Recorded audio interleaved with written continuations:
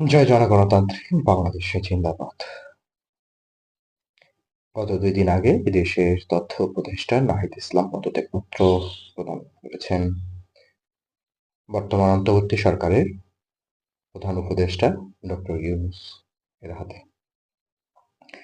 এবং পরে তিনি সেখানে আরেকজন উপদেষ্টা নিয়ে এসে বসানো হয়েছে। এখন প্রশ্ন হলো যে তথ্য উপদেষ্টা বানানো হলো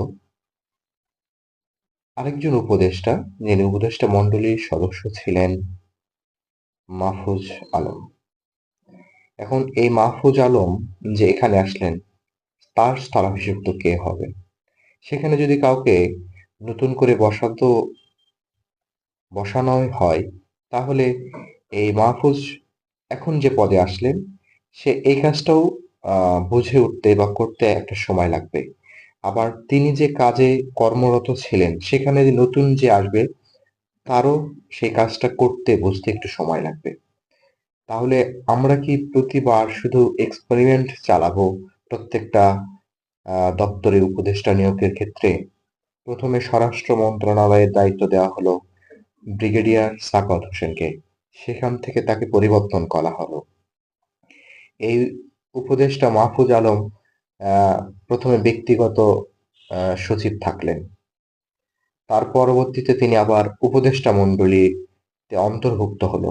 এখন তিনি আবার তার যে আহ, উপদেষ্টা হিসেবে যে পদ পদবি যে জায়গা ছিল, সেটা ছেড়ে তিনি আবার নতুন ভাবে আসলেন। আসলে এখন একটা প্রশ্ন আহ, মাথায় আসছে, এবং তার উত্তরও তাৎক্ষণিক আসছে, যে আসলেই মনে হয় এই মাহফুজ আলম যে এই 5ই আগস্টের একজন মাস্টার মাইন্ড, যেটা ডক্টর ইউনূস সরকার পরিচিত করে দিয়েছিল।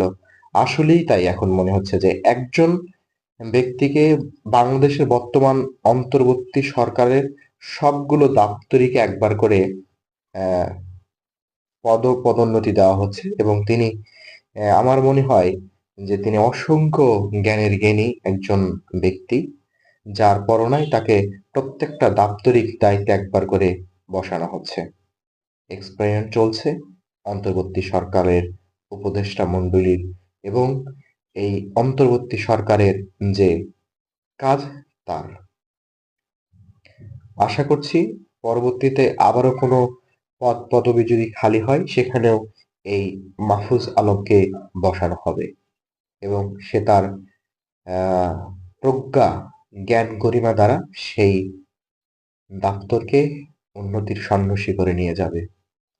এই দেশে আহ, আরো এরকম অনেক ঘটনার সাক্ষী হতে চাইলে আরো বেশ কিছুদিন বেঁচে থাকতে হবে এদেশের জনগণকে।